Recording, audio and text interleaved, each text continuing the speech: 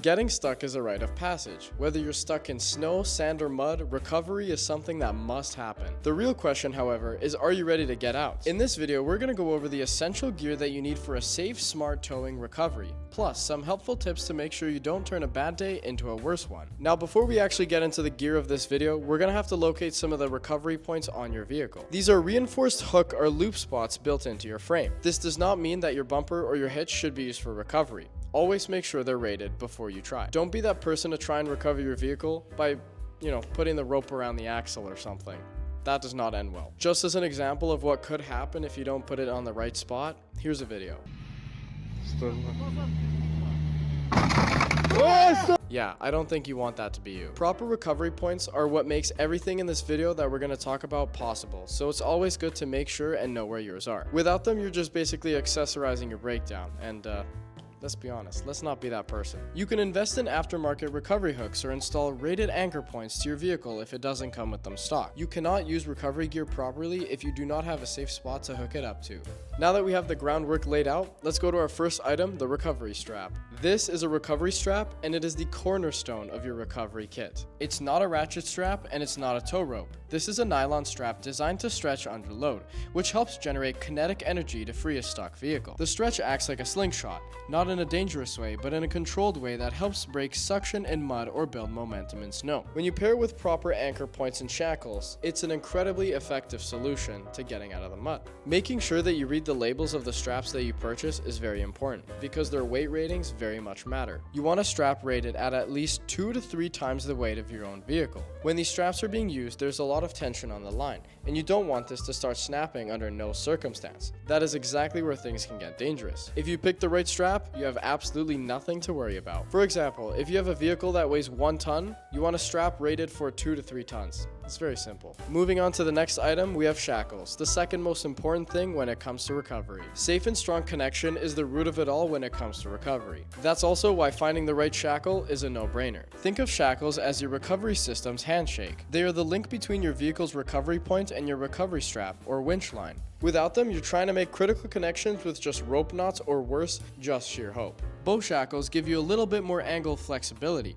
These shackles are more compact. You don't want to pick up any random shackle that's just laying around. You want one that's rated for the right purpose. When setting up these shackles, it's important to tighten the pin by hand and back it off a quarter turn. When you do that, it keeps it secure under tension but prevents it from binding too tightly when the load is off. Once you do that, your anchor shackle is ready to go. Pro tip is to get a stainless steel shackle because they resist rust, which is great if you live in snow, salt, or mud country. Moving on, this next item is going to be an absolute game changer. This is a snatch block. A snatch block can effectively double the pulling capacity of your winch when used correctly in a double line pull setup.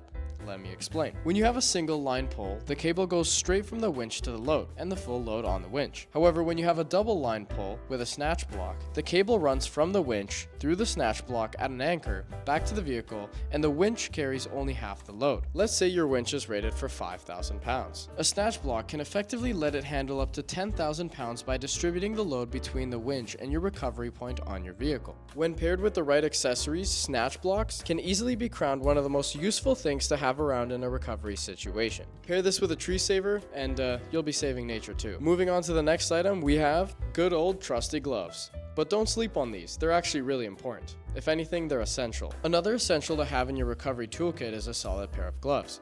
You might not think gloves are essential until you're dragging a muddy, frayed winch cable through your bare hands. A good pair of gloves will save your skin, protect against burrs, cable splinters, or burns, and help you when everything is wet, frozen, or caked in mud. It's always good to keep a dedicated pair in your recovery kit. You want durability, flexibility, and protection, especially in those recovery situations. It's best to look for padded palms, reinforced stitching, and a secure wrist fit. You don't want a glove flying off midway through recovery.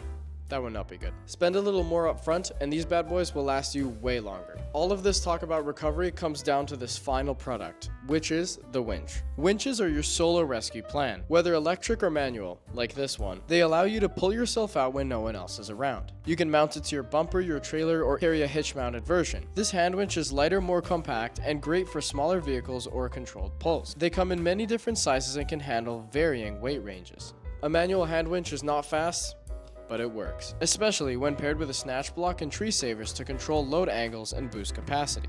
Manual ones like this are great as backups because you never have to worry about your car battery dying. To some that means peace of mind, but if battery levels don't keep you up in the middle of the night, an electric one will also do. It's important to know your winch's weight rating and line length, and it's generally best practice to test it out before you're buried in the mud. Now before this video ends, we have a few more things that we want to talk about. There are a couple of recovery essentials we don't have in the shop right now. First, we have recovery boards and traction mats. Throw them under your tires for instant grip in the sand, snow, or mud. Next, we have portable air compressors and tire deflators. Dropping tire pressure increases surface area and traction, great for getting unstuck or prepping for rough terrain. These can be found in many portable form factors and can easily be hooked up to a power bank or the battery of your vehicle. Every recovery situation is a little bit different, but the tools are always the same. You don't want your first recovery to be in the freezing rain and your only lifeline be YouTube. This is more than gear, it's peace of mind, and if you're rocking Dynaline gear, it's also built to get it done. Thank you so much for watching today's video. If you learned anything, let us know in the comments below, and we can't wait to see you in the next one.